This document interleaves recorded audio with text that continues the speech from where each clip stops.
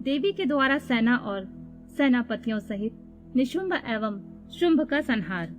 ऋषि कहते हैं, राजन, प्रशंसनीय महापराक्रमशाली महान असुर शुंभ ने इन श्रेष्ठ दैत्यों को मारा जाना सुनकर अपने उन दुर्जय गणों को युद्ध के लिए जाने की आज्ञा दी, जो संग्राम का नाम सुनते ही हर्ष से खिल उठते थे। उसने कहा, आज मेरी आज्ञा से कालक, कालके, मौर्य, दोहर्द तथा अन्य असुरगण बड़ी भारी सेना के साथ संगठित हो विजय की आशा रखकर शीघ्र युद्ध के लिए प्रस्थान करें। निशुंभ और शुंभ दोनों भाई ने उन दैत्यों को पूर्वोक्त आदेश देकर रथ पर आरूढ़ हो स्वयं ही नगर से बाहर निकले। उन महाबली वीरों की आज्ञा से उनकी सेनाएं उसी तरह युद्ध के लिए आगे बढ़ीं, मानो मरणोन्मुख पतंग आग में कूदने के लिए उठ खड़े हुए हो। उस समय असुर राज ने युद्ध स्थल में मृदंग, मर्दल, भैरी, डिंडिम, झांझ और ढोल आदि बजवाए। उन जुझारू बाजों की आवाज सुनकर युद्ध प्रेमी वीर हर्ष एवं उत्साह से भर गए, परंतु जिन्हें अपने प्राण ही अधिक प्यारे थे वे उस रणभूमि से भाग चले। युद्ध संबंधी वस्त्रों तथा कवच आदि से आच्छादित अंग वाले वे योद्धा विजय की अभिलाषा से अस्त्र शस्त्र धारण किए युद्ध स्थल में आ पहुंचे। कितने ही सैनिक हाथियों पर सवार थे, बहुत से दैत्य घोड़े की पीठ पर बैठे हुए थे और अन्य असुर रथों पर चढ़कर जा रहे थे। उस समय उन्हें अपने पराये की पहचान नहीं होती थी। उन्होंने असुर राज के साथ समरांगण में पहुंचकर सब ओर से युद्ध आरंभ कर दिया। बारंबार तोप की आवाज होने लगी, जिसे सुनकर देवता कांप उठे। धूल और धुएं से आकाश में महान अंधकार छा गया। सूर्य का रथ नहीं दिखाई देता था। अत्यंत अभिमानी करोड़ों पैदल योद्धा विजय की अभिलाषा लिए युद्ध स्थल में आकर डट गए। घुड़सवार, हाथी सवार तथा अन्य रथारूढ़ असुर भी बड़ी प्रसन्नता के साथ करोड़ों की संख्या में वहां आए थे।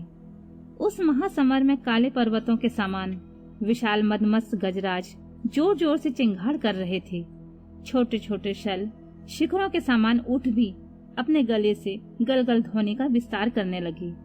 अच्छी भूमि में उत्पन्न हुए घोड़े गले में विशाल कंठहार धारण किए हुए जोर जोर से हिनहिना रहे थे। वे अनेक प्रकार की चालें जानते थे और हाथियों के मस्तक पर पैर रखते आकाश मार्ग से पक्षियों की भांति उड़ जाते थे। शत्रु की ऐसी सेना को आक्रमण करती देख जगदम्बा ने अपने धनुष पर प्रत्यंजा चढ़ाई। साथ ही शत्रुओं को हतोत्साह करने वाले घंटों को भी बचाया। यह देख सिंह भी अपनी गर्दन और मस्तक के केशों को कपाता हुआ जोर जोर से गर्जना करने लगा। उस समय हिमालय पर्वत पर खड़ी हुई रमणीय आभूषणों से, अस्त्रों से सुशोभित शिवा देवी की ओर देखकर निशुम्भ विलासिनी रमणियों के मनोभाव को समझने की निपुण पुरुष की भांति सरस वाणी में बोला, महेश्वरी, तुम जैसी सुंदरियों के रमणीय शरीर पर मालती के फूल का एक दल भी डाल दिया जाए तो वह व्यथा उत्पन्न कर देता है। ऐसे मनोहर शरीर से तुम विकराल युद्ध का विस्तार कैसे कर रही हो? यह बात सुनकर महान असुर चुप हो गया। तब चंडी देवी ने कहा, मूढ़ असुर, व्यर्थ की बातें क्यों बकता है? युद्ध कर, अन्यथा पाताल को चला जा। यह सुनकर वह महारथी वीर अत्यंत रुष्ट हो समर भूमि में बाणों की अद्भुत वृष्टि करने लगा, मानो बादल जल की धारा बरसा रहे हैं। उस समय उस रण क्षेत्र में वर्षा ऋतु का आगमन सा हुआ जान पड़ता था। मत से उद्यत हुआ वह असुर तीखे बाण, शूल, फरसे, भिंदीपाल, परिध, धनुष, भुषिंडी, प्रास, शुरप्र तथा बड़ी बड़ी तलवारों से युद्ध करने लगा। काले पर्वतों के समान बड़े बड़े गजराज कुंभ स्थल विदीर्ण हो जाने के कारण समरांगण में चक्कर काटने लगे। उनकी पीठ पर फहराती हुई शुंभ निशुंभ की पताकाएं जो उड़ती हुई बलाकाओं की पंक्तियों के समान श्वेत दिखाई देती थी, उनके स्थान से खंडित हो नीचे गिरने लगी। छत बिछत शरीर वाले दैत्य पृथ्वी पर गिरकर मछलियों के समान तड़प रहे थे। गर्दन कट जाने के कारण घोड़ों के समूह बड़े भयंकर दिखाई देते थे। कालिका ने कितने ही दैत्यों को मौत के घाट उतार दिया था तथा देवी के वाहन सिंह ने अन्य बहुतों से असुरों को अपना आहार बना लिया था। उस समय दैत्यों के मारे जाने से उस रणभूमि में रक्त की धारा बहाने वाली कितनी ही नदियां बह चली। सैनिकों के केश पानी में सेवार की भांति दिखाई देते थे और उनकी चादरें सफेद फैन का भ्रम उत्पन्न करती थीं।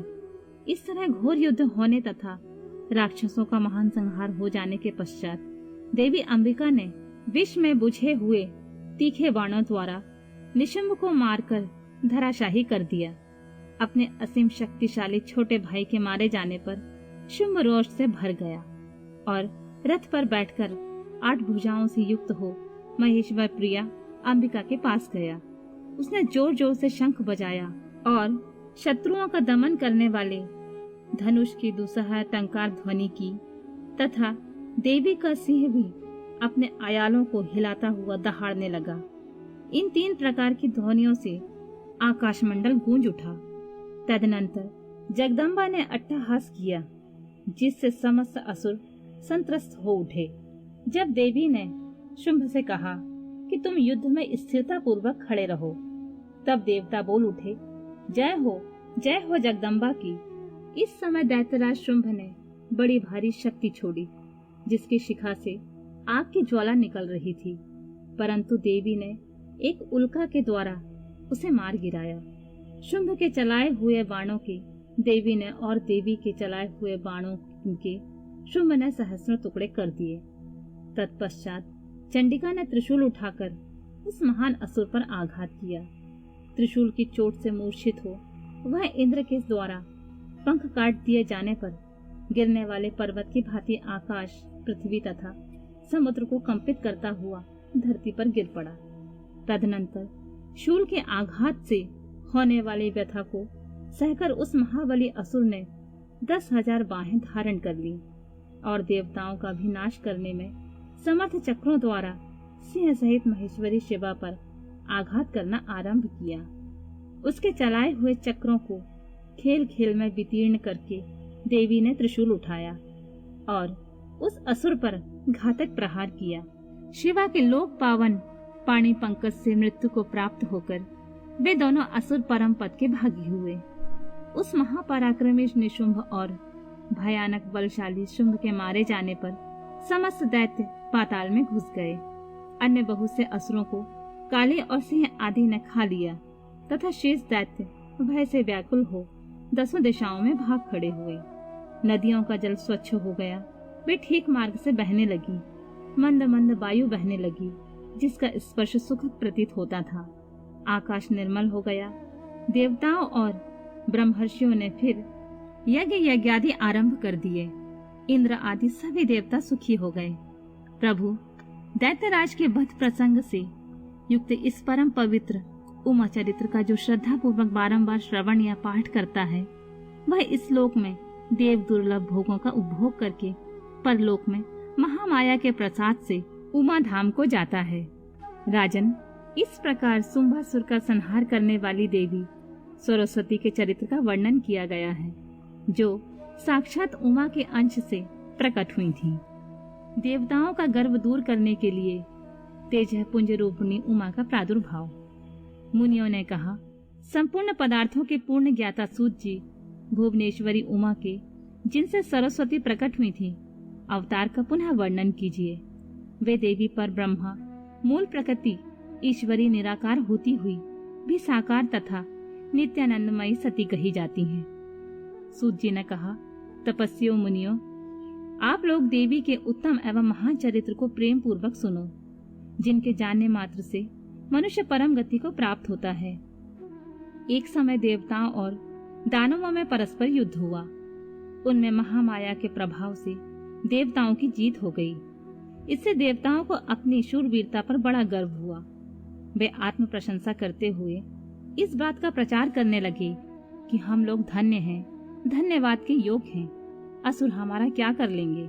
वे हम लोगों का अत्यंत दुस्सह प्रभाव देखकर भयभीत हो भाग चलो कहते हुए पाताल लोक में घुस गए। हमारा बल अद्भुत है, हम में आश्चर्यजनक तेज है। हमारा बल और तेज दैत्य कुल का विनाश करने में समर्थ है। अहो, देवताओं का कैसा सौभाग्य है। इस प्रकार वे जहां तहां डींग हाँकने लगे। तदनंतर उसी समय उनके समक्ष तेज का एक महान पुंज प्रकट हुआ, जो पहले उन्होंने कभी नहीं देखा था। उसे देखकर सब देवता विस्मय से भर गए। वे रुंधे हुए गले से परस्पर पूछने लगे, यह क्या है, यह क्या है। उन्हें यह पता नहीं था कि वह श्यामा भगवती उमा का उत्कृष्ट प्रभाव है, जो देवताओं का अभिमान चूर्ण करने वाला है। उस समय देवराज इंद्र ने देवताओं को आज्ञा दी, तुम लोग जाओ और यथार्थ रूप से परीक्षा करो कि यह कौन है। देवेंद्र के भेजने से वासुदेव और उस तेजपुंज के निकट गए। तब उस तेजो राशि ने उन्हें संबोधित करके पूछा, अजी तुम कौन हो। उस महान तेज की इस प्रकार पूछने पर वायु देवता अभिमान पूर्वक बोले, मैं वायु हूँ, संपूर्ण जगत का प्राण हूँ। मुझ सर्वधार परमेश्वर में ही यह स्थावर जंगल रूप सारा जगत ओतप्रोत है। मैं ही समस्त विश्व का संचालन करता हूँ। तब उस महातेज ने कहा, वायु, यदि तुम जगत के संचालन में समर्थ हो तो यह तृण रखा हुआ है, इसे अपनी इच्छा के अनुसार चलाओ तो सही। तब वायु देवता ने सभी उपाय करके अपनी सारी शक्ति लगा दी, परंतु वह तिनका अपने स्थान से तिल भर भी ना हटा। इससे वायुदेव लज्जित हो गए। वे चुप हो इंद्र की सभा में लौट गए और अपनी पराजय के साथ वहां का सारा वृतांत उन्होंने सुनाया। वे बोले, देवेंद्र, हम लोग झूठे ही अपने को सर्वेश्वर होने का अभिमान रखते हैं, क्योंकि किसी छोटी सी वस्तु का भी हम कुछ नहीं कर सकते। तब इंद्र ने बारी बारी से समस्त देवताओं को भेजा। जब वे उसे जानने में समर्थ न हो सके, तब इंद्र स्वयं गए। इंद्र को आते देख वह अत्यंत दुस्सह तेज तत्काल अदृश्य हो गया। इससे इंद्र बड़े विस्मित हुए और मन ही मन बोले, जिसका ऐसा चरित्र है उसी सर्वेश्वर की मैं शरण लेता हूँ। सहस्र नेत्रधारी इंद्र बारंबार इसी भाव का चिंतन करने लगे। इसी समय निश्चल करुणामय शरीर धारण करने वाली सच्चिदानंद स्वरूपनी शिव प्रिया उमा उन देवताओं पर दया करने और उनका गर्व हरने के लिए चैत्र शुक्ल नवमी को दोपहर में वहां प्रकट हुई। वे उस तेज पुंज के बीच में विराज रही थीं। अपनी कांति से दसों दिशाओं को प्रकाशित कर रही थीं और समस्त देवताओं को सुस्पष्ट रूप से यह जता रही थीं कि मैं साक्षात परब्रह्म परमात्मा ही हूँ। ये चारों हाथों में क्रमशः वर, पाश, अंकुश और अभय धारण किए हुए थीं। श्रुतियां साकार होकर उनकी सेवा करती थीं। वे बड़ी रमणीय दिखती थीं तथा अपने नूतन यौवन पर उन्हें बड़ा गर्व था। वे लाल रंग की साड़ी पहने हुए थीं। लाल फूलों की माला तथा लाल चंदन से उनका श्रृंगार किया गया था। वे कोटि कोटि कंदर्पों के समान मनोहारिणी तथा करोड़ों चंद्रमा के समान चटकीली चांदनी से सुशोभित थीं। सबकी अंतर्यामिनी, समस्त भूतों की साक्षिणी तथा पर ब्रह्मा रूपणी उन महामाया ने इस प्रकार कहा, मैं ही पर ब्रह्मा परमात्मा ज्योति प्रणव रूपनी तथा युगल रूप धारणी हूँ। मैं ही सब कुछ हूँ। मुझ में भिन्न कोई पदार्थ नहीं है। मैं निराकार होकर भी साकार हूँ। सर्व तत्व रूपणी हूँ। मेरे गुण अतर्क हैं। मैं नित्य स्वरूपा तथा कार्य कारण रूपनी हूँ। मैं ही कभी प्राण वल्लभा का आकार धारण करती हूँ और कभी प्राण वल्लभ पुरुष का, कभी स्त्री और पुरुष दोनों रूपों में एक साथ प्रकट होती हूँ। यही मेरा अर्धनारीश्वर रूप है। मैं सर्वरूपणी ईश्वरी हूँ। मैं ही सृष्टिकर्ता ब्रह्मा और मैं ही जगत पालक विष्णु हूँ तथा मैं ही संहार करता रुद्र हूँ। संपूर्ण विश्व को मोह में डालने वाली महामाया मैं ही हूँ। काली, लक्ष्मी और सरस्वती आदि संपूर्ण शक्तियाँ तथा ये सकल कलाएं मेरे अंश से ही प्रकट हुई हैं। मेरे ही प्रभाव से तुम लोगों ने संपूर्ण दैत्यों पर विजय पाई है। मुझ सर्व विजयनी को ना जानकर तुम लोग व्यर्थ ही अपने को सर्वेश्वर मान रहे हो। जैसे इंद्रजाल करने वाला सूत्रधार कठपुतली को नचाता है, उसी प्रकार मैं ईश्वर ही समस्त प्राणियों को नचाती हूँ। मेरे भय से हवा चलती है। मेरे भय से ही अग्निदेव सबको चलाते हैं तथा मेरा भय मानकर ही लोकपालगण निरंतर अपने अपने कर्मों में लगे रहते हैं। मैं सर्वथा स्वतंत्र हूँ और अपनी लीला से ही कभी देव समुदाय को विजय बनाती हूँ तथा कभी दैत्यों को। माया से परे जिस अविनाशी परमात्मा धाम का श्रुतियां वर्णन करती हैं, वह मेरा ही रूप है। सगुण और निर्गुण ये दोनों प्रकार के मेरे रूप माने गए हैं। इनमें तो प्रथम तो माया युक्त है और दूसरा माया रहित। देवताओं, ऐसा जानकर गर्व छोड़ो और मुझ सनातनी प्रकृति की प्रेम पूर्वक आराधना करो। देवी का यह करुणा युक्त वचन सुनकर देवता भक्ति भाव से मस्तक झुकाकर उन परमेश्वरी की स्तुति करने लगे। जगदीश्वरी, मुझे क्षमा करो। परमेश्वरी, प्रसन्न हो। माते, ऐसी कृपा करो जिससे हमें फिर कभी गर्व ना हो। तब से सब देवता गर्व छोड़कर एकाग्रचित हो पूर्ववत विधि पूर्वक उमा देवी की आराधना करने लगे। ब्राह्मणों, इस प्रकार मैंने तुमसे उमा के प्रादुर्भाव का वर्णन किया है, जिसके श्रवण मात्र से परम पद की प्राप्ति होती है।